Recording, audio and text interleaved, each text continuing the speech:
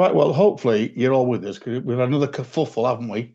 Getting sorted, gents. But we're hopefully all together now. Although I'm still messing about with my screen. Looks yeah. So good evening and welcome to the Malt Travel Podcast, episode 72. It is the 25th of September, which is quite scary actually. I think we did the last one just towards the end of August. I think it was Bruce was about to leave these shores for the Grand Tour of Italy, which we might touch on shortly. So we've already wasted one of our Zoom calls already today. So we're going to crack on with this one. This is actually part two of our 600-mile pub crawl around Scotland. So in episode 71, we talked about our trip to Aberdeen.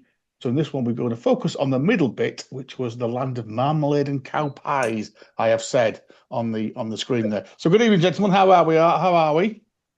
Oh, well, fine, thank you. Although things have got to a bad start this evening. My neighbours just knocked on the door to say he's been quoted £14,000 for a new roof and we should look at ours. And then I've just looked at my mail there briefly while I was talking to you, and the NHS has sent me a bowel cancer testing kit because I'm 58. So, yes, it's not the old age is creeping upon us. Yeah. I've got to look forward to a new roof and a bowel cancer testing kit, yes. It's nice to be talking about pubs and nonsense like this for a while, yeah. Sounds very good. Nicholas? You need to get your roof fixed. I think apparently in this part of the world, when you turn, they send you one every year. So, yeah, you need to get your roof fixed, Bruce, for when Father Christmas comes at Christmas. I must admit, I've had my flu jab today because I've got a long-term illness apparently. It was slightly news to me, but anyway, there we go. Right. What's that, obesity? Probably. Let's crack on. So we have, because it's been a while since we last met, we've got quite a bit of catching up to do. So I'm going to try and whisk through these. So we were actually, I think it was end of August, wasn't it? It was for your birthdays. We actually all three of us managed to get in a pub for about only the second time of the year. And the pub in question was the Three Cups in Stamford Bridge, which is just kind of on the edge of Stamford Bridge. It's a vintage inn. It looks probably older than it is. I don't know how old it actually is. But yeah, we had a fine night. We had food. I was driving, unfortunately. Bruce was buzzing it. Nicholas, I think, enjoyed himself. Do you, Nicholas? I think you had quite a few. I think you tried all the beers. Least pale, I think, in there. No, they normally have two or three, and normally vintage gins are all right.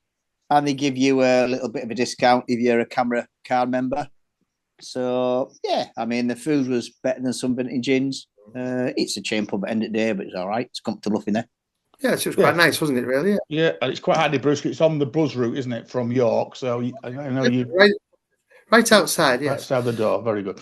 Right, so I'm doing the Potteries Half Marathon on Sunday, which I am walking, I will hasten to add. So I've been putting some miles in, and I've been combining miles, as always, with a few visits to one or two pubs I hadn't been for a while. So I did a walk to Stone last weekend, and the weekend before that, I did a walk into Buxton, which ended up being a little bit more traumatic than I thought it was going to be. Not because of me walking or anything, but anyway, it also meant I was able to sample three new pubs actually, and one old favourite of mine.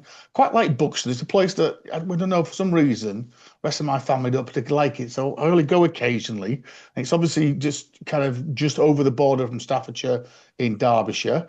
And I managed to get initially, I was thinking about going to the brewery, but the brewery's a bit of a walk out, and I've heard some kind of disappointing news really about the brewery tap. I think we mentioned it on here last time. But anyway, the first pub we got into was is it still open? I thought there was. No, it's still open. Being closed. Yeah, they keep kind of mimmoring. I think they've had an injection of money from somewhere. But anyway, the Cheshire Cheese, which is up in the Old Town, which is the kind of the bit up the hill, the Old Town of Buxton, and it's a Titanic pub. And I've been past it many times. I think Nick, you may have been in this one. You've certainly been past it. But Titanic took it over about 4 or 5 years ago. I think it was a bit of a rough pub before that. But it's a very nice pub. Got quite a nice little seating area outside. It was quite a nice, early September day. I just know Titanic, I know they're boasting today, they've just got 11 pubs in the the new camera whatever it's called, pub guide, sorry. So they and it's their I think it's their 40th birthday this year as well, which they're celebrating. So that was quite nice in there. I actually had an Ashover beer in there. Ashover is from it's called Cross Clays. It's a little brewery in Derbyshire. We get quite a few pubs around here. And then a new venue across the road, which I didn't even know was open, called The Vault. And if you're on YouTube, it's that bottom corner. This is kind of where the old marketplace is at the top end of it. It's where old Buzzy's pull in. And I think there's a Tesco or something or a little one of the supermarket chains there. I don't know what this was. I think it might have been a cafe. But anyway, it's called The Vault now. And they managed to get some seating outside. So it was quite a busy day in Buxton because it was their music festival. So there was a load of music and beer and food stuff going on down in the actual museum, not the museum, the Pavilion Gardens. So it's quite quiet up here. So I had quite a nice beer in there. That was a Buxton Fringe beer that was brewed by Buxton Brewery as part of the Festival Fringe. And then another pub, again, I've never been into. If you've been to Buxton, as you're kind of driving past the pavilion and the opera house, there's a kind of a corner, quite a busy corner, which is kind of where part of the old baths was. And there's a lot of little Chinese and Indian restaurants and one or two bars, actually. And what I'd not been in before was the Frog on the Bine. And that was quite nice. It was mainly keg beers, but very, very pleasant. And I managed to sit on that blue little bench out the front there while the sun was shining. Unfortunately, my better halves and son were on their way to pick me up. And unfortunately, they were about 4 cars behind quite a serious smash on the Buxton to Leek Road and ended up having to administer first aid and drag people out of cars. So I had quite a wild way. In the Frog and Bride. So anyway, that was all very good. So I think that was mine. Can I just throw this one at you? Because I keep seeing this on social media, and it's a place that I've never been in, to my knowledge. So this is the Royal Hotel in Whitby, up on the West Cliff there. Yeah. And in there is the Fat Badger Bar, which I didn't know existed, but I keep seeing pictures, Nick, and it's got 1, 2, 3, 4, 5, at least 8 or 9 hand pumps, all gleamingly lined up, mainly Yorkshire beers. The Fat Badger have a pub in York. They've got one in Harrogate. Yeah, that's right. I've got it on there. Look, Harrogate, York, and Whitby. Yeah. Well, I didn't know Whitby. Yeah, and apparently spent a lot of money doing up that bar in the Royal Hotel. Isn't that one that features on Heartbeat? I think the Royal Hotel several times. Yeah. No, it was the Royal. It was a Royal Hospital series. It was the spin-off from that one. Yeah. I didn't realise it was in there. Yeah. I mean, once again, Whitby is booming in terms of bars. There's more bars opening in Whitby than you would think of anywhere else. And the situation is there's a lot of established bar owners and breweries moving into there. And then, obviously, because of that, it's becoming a horrible place. I wouldn't recommend Whitby to anyone a weekend now because it's just full of drunken Northeast Geordies because there are so many bars and pubs there and there's even more opening. Up here wouldn't be bad because there's not many other bars here, is there? So it's not bad. I'm just looking at that picture I've got there. So there's Timothy Taylor's, there's an Offset, there's a Kirkstall, there's an Ilkley. They're the ones I can see, and there's another 6 pumps. So it looks a fine array. I mean, there seems to be a lot of pumps there. And again, I wouldn't say you get a load of beer drinkers in there all the time, but anyway, I'm going to say that was sharing. It makes me wonder how they're going to keep the quality of 8 cask ales on. So anyway, you need to go and have a look at UPenn next time you jump on the bus. Go and check it out. Yeah. Right, now you lot have been the smoke a few times as well over the last week or so. So in no particular order, Nicholas, I think you said you found a new Fuller's Club, but you spent some extortionate amount of money on beer around. Well, it was under the arches of the Cannon Street Station.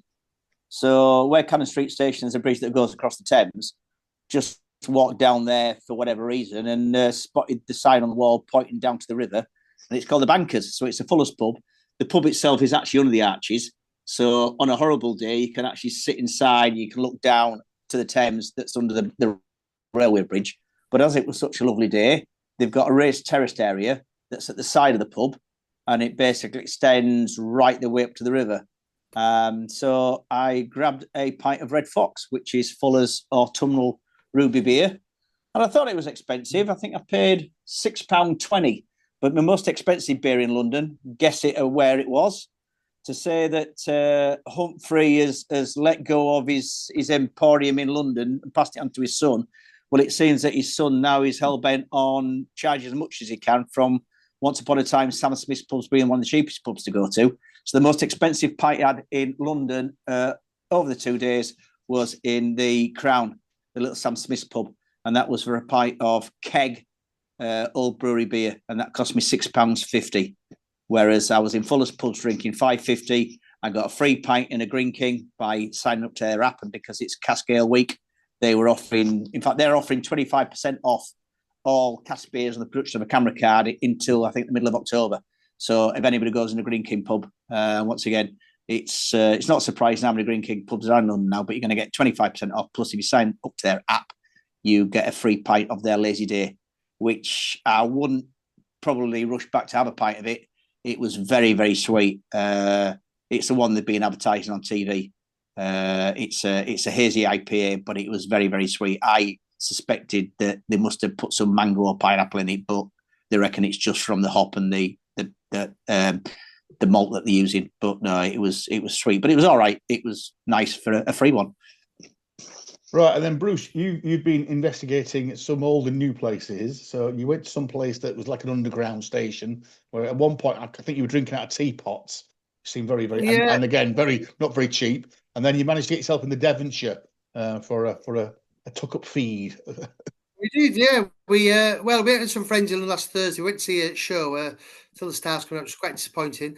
But because we're there, and we eventually managed to get a book at the Devonshire. Devonshire, of course, it's like Britain's most successful pub. I'm talking about a lot on here. And getting the tables was almost impossible. Anyway, our friends had set all the phones, and at 10:30 on the 3-week anniversary before you go, you have to go online or ring up and try and get booking. So they didn't manage to actually get a table for us at 8:30 that evening. Anyway, we finished our shows at different shows. So we went to the Coach and Horses to start with, because equidistant between us both. Coach, of course, immortalised by Geoffrey Bernard and the last great days of the London drinking scene.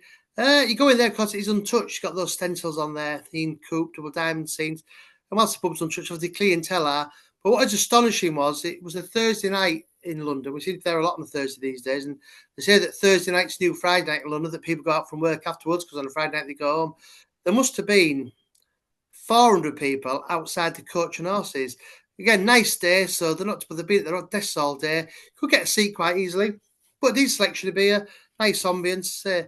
And then we've been seeing all about these cahoots underground that people keep talking about.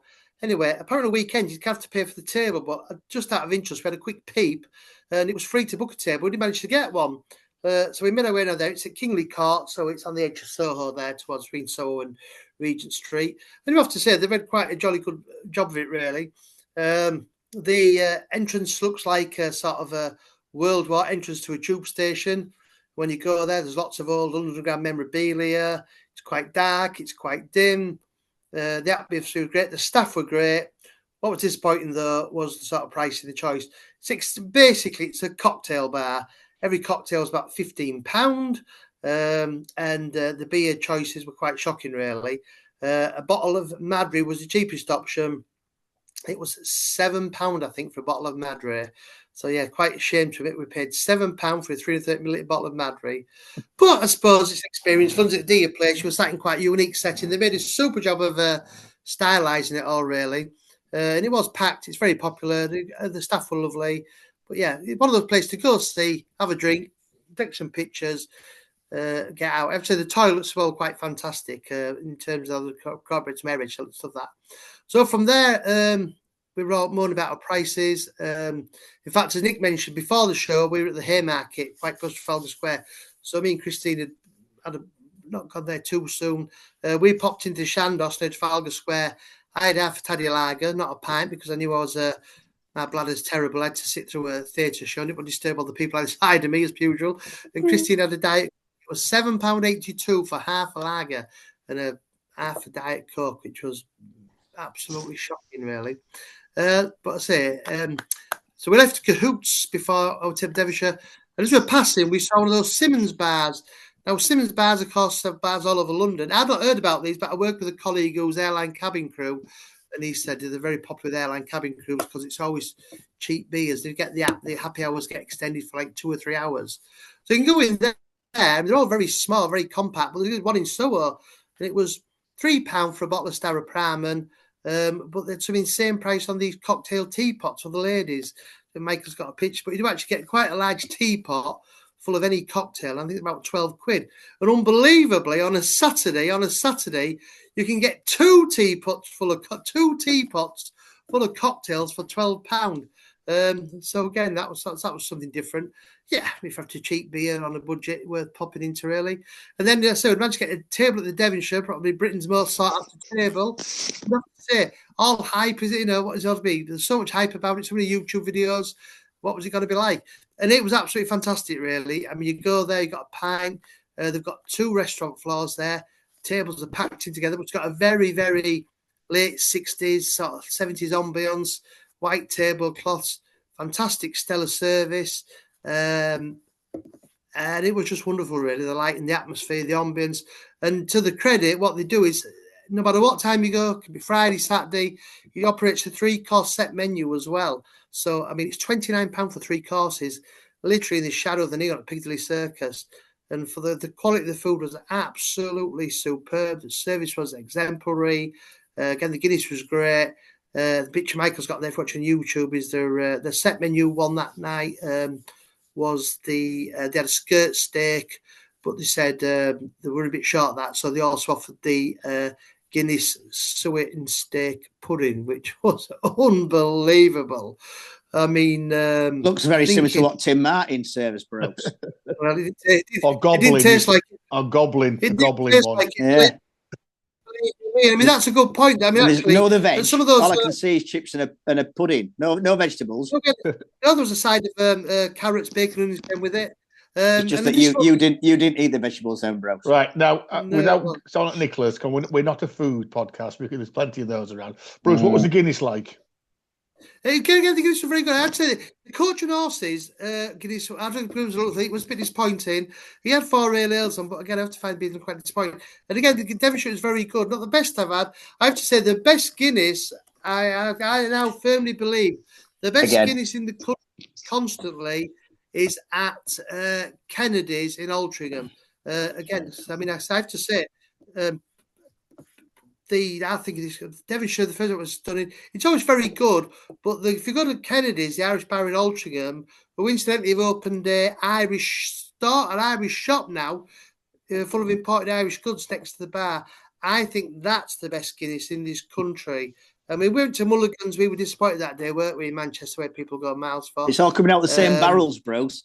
It's all coming out It's all coming out the same huge, massive, great, ginormous vat. It's all to do with the nitrogen. Anyway, we move on because we're way off Scotland yet. Whilst you were enjoying yourself, Guinness. I was in the lovely Burslem on a very extremely wet Saturday, courtesy of Sky TV, who managed to come to. I'm just showing you there on YouTube the Port Vale fan zone. This wasn't when Arsenal. This was before Arsenal arrived on last night. So it was a bleak day, but I found Bruce's perfect little bar. I've mentioned it before, Johnny's Micro Bar in Burslem.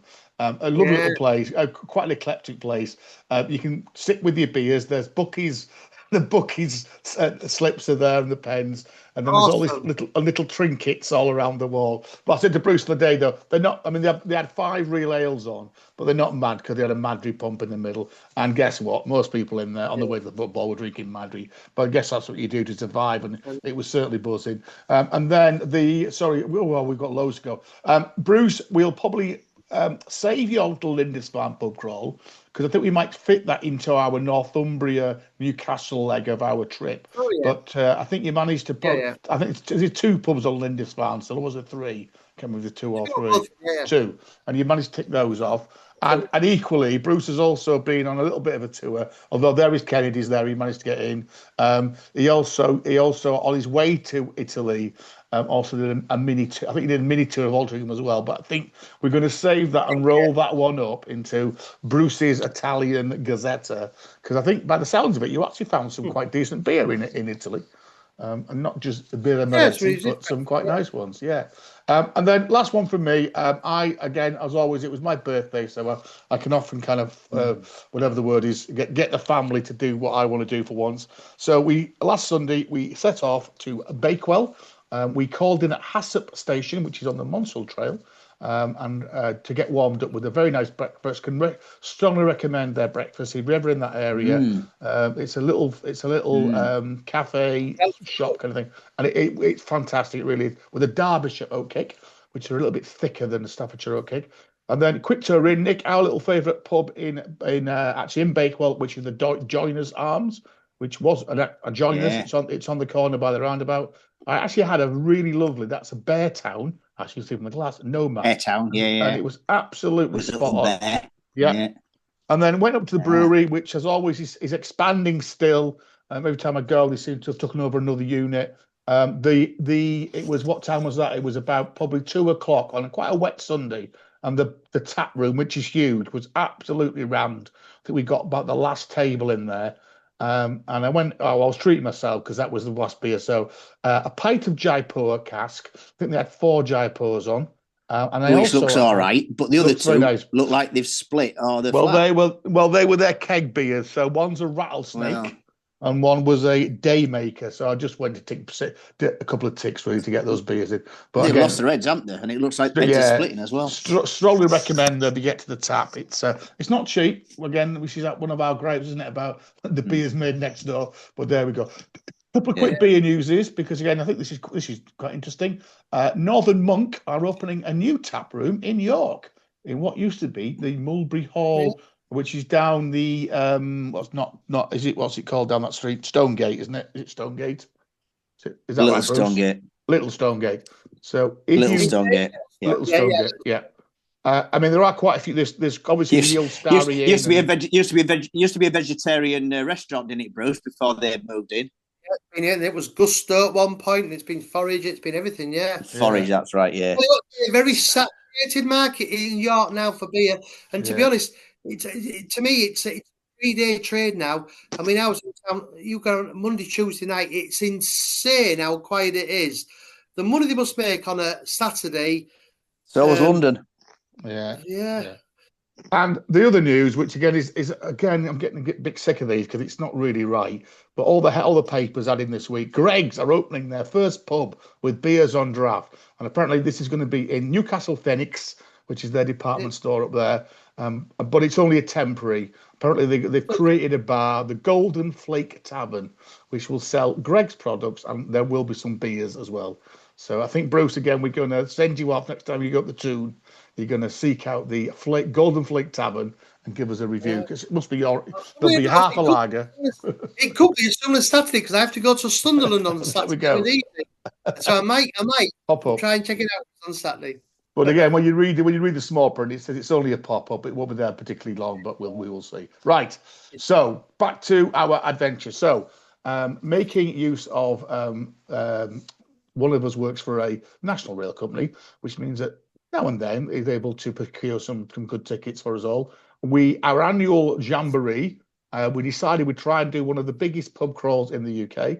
So we actually picked York to Aberdeen, and which is around about a 600-mile trip. We did it over 48 hours. And I think we went through, I think the stats last time, it was something like 5 cities, 3 heritage railway bridges, etc. I think we did about 11 or 12 pubs in the end. We actually walked in quite a few, walked out again, and we'll hit some of those. So in our first part, we talked about our very long trip up to Aberdeen and our few hours in there, which I think we enjoyed. We particularly the grill. We could definitely recommend that. And the Huff was okay. Mark Cameron's was all right. And I think last time we left you, when we were just jumping on a ScotRail train, a very busy ScotRail train, back down to Dundee, down that East Coast line. With 4 cans of with tenants procured. Fortunately, there were no Scotch pies. and we had to do with gangsters, which again is a very strange thing, isn't it? Gangsters in Aberdeen, which must be I remember that job, driving gangsters all the way up there. But anyway, so there we go. 2 countries, 11 counties, 4 cities, 1 town, 17 pubs, including 2 Wetherspoons. We walked in 5 pubs and walked straight back out again. And I think I got this slightly wrong because we think Bruce probably had more tenants than the 3 he's given there. Yeah. And 4 heritage railway bridges. So this was the little trip we did. It's still quite a way. Dundee to Aberdeen's what, about 2 hours, was it? Didn't feel that long. Yeah, but about 2 hours. Scenery though. Yeah, very, very nice. So we mentioned our trip to Aberdeen, which I think we did. Well, 1, 2, was it 4 pubs we did in Aberdeen, and then jumped back on the train. And we arrived in Dundee to be met by an iron brew, as you would, wouldn't you? An iron brew vending machine. To remind you, in Scotland, which just sold iron brew and nothing else. In fact, Nick actually had his last beer in Aberdeen was an iron brew beer as well, wasn't it? When we were in the Fierce beer. So we did a little bit of the Fierce beer tap, which is probably our low point of our Aberdeen experience. And then we arrived in Dundee, which was actually it was a new city for me. I think Bruce, you had been before, hadn't you? Just for a few hours. Nick, had you been to Dundee? No, I don't think so. No. So it's Scotland's 4th largest city. It's quite a complex place, isn't it? Because obviously it had quite a what was it? I can't remember. It was a foundry. It was quite a big kind of iron making place, and there's still some of the old mills left. And obviously, the Timex watch factory at one point. Yeah. And they actually said they striked themselves. They went on strike so often that the Americans just closed it down overnight. It was a bitter blow to the city. But and obviously, it's famous for marmalade. So it's the home of marmalade. It's also the home of quite a lot of media, including, of course, the Desperate Dan and the Dandy and the Beano. And you can actually see Desperate Dan. We actually didn't find him, did we? Because we turned left when we should have turned right to find him. It's also got quite a bit of heritage. It's got the V&A Dundee down on the waterfront, and next to that is Captain Scott's Discovery, his ship that he sailed to the Antarctic on. And apparently now it's a international hub for technology and medical sciences. Obviously, it's got a famous university. I think there are universities out there in Dundee, and again, just feel a bit of a studenty place. But yeah, very, very pleasant. And I say, as soon as you walk out of the station, which again is if you're on YouTube, it's quite an interesting station, quite well designed. You come out to a tall ship on one side and Dundee VA on the other. And of course, it's also, got the very famous Tay Bridge, which stretches out over the whatever Firth that one is, and a newer road bridge as well. So there are a couple of pubs almost immediately as you come out the station. But actually, we kind of passed them. Bruce did Forces in One, didn't he, Nick? I'm just trying to think what that one was. I've written it down somewhere, what it was called. Yeah. The Trade. It's the most famous pub in Dundee. It's a big Victorian gin palace. Under the auspices of Green King now. And there is no cask ale in it, but it's a very big pub. It's very popular. Lovely feel to it. But, I mean, I think cask ale is a bit of a struggle sometimes. Dundee's a big drinking city. In fact, that just reminds me, actually, we've always been talked about exactly how much of the market in Scotland Tennent's Lager has. And actually, I found out the answer this week. They've watched Phil Carr on YouTube and things. He did the Tennent's Brewery Tour. As a quick guess then, of the total alcoholic market in Scotland, how much of it is Tennent's Lager? What's one single drink? Over 60%. 70%. 38% of all alcohol bought and sold in Scotland is Tennent's Lager. 38%. Most people in the pubs. Most people in the trade were drinking Tennent's Lager with, for some reason, hard hats or white hard hats and yellow tabards. So me and Nicholas were quite impressed with the Victorian features that Bruce had sold to us. So we walked in and walked out again. We also passed the Star and Garter, which is kind of opposite that, which looked okay-ish.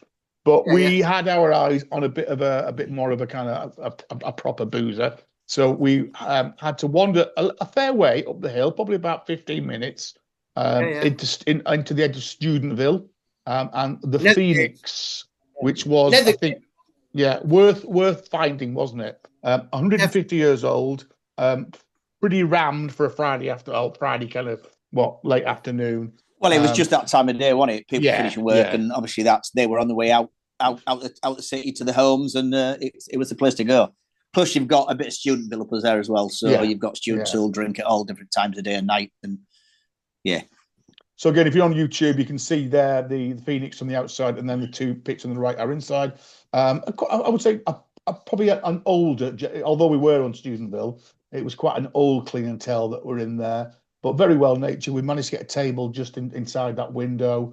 Again, a nice range of beers that were on.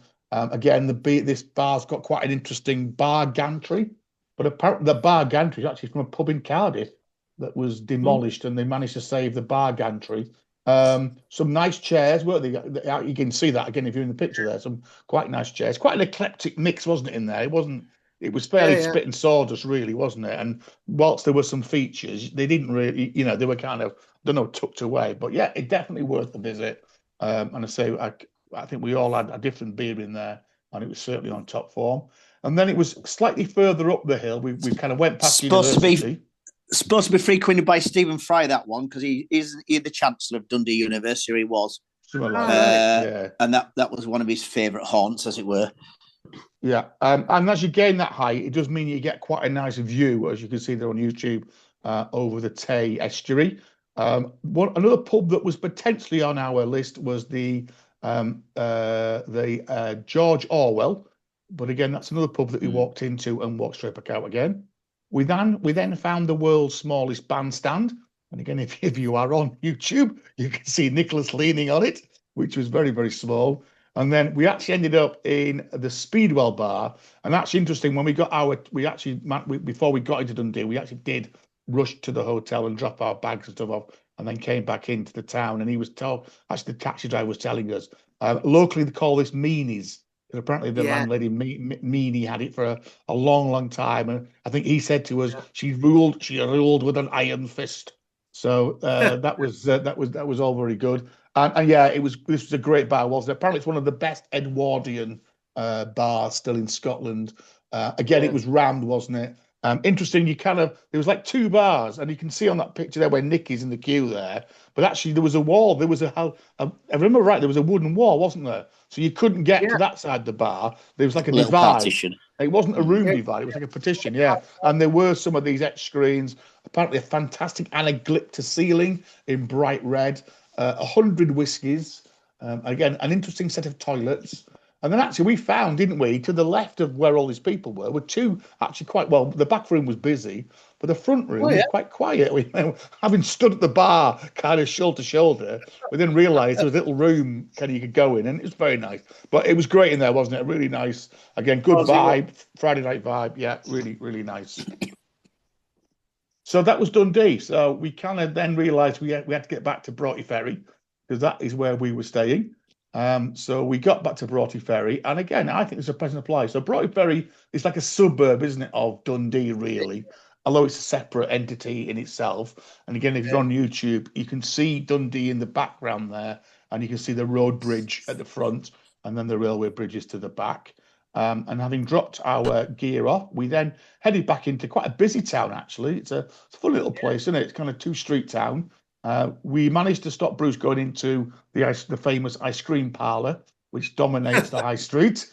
And instead, we went into what looks like a lovely Scottish bar called Jolly's.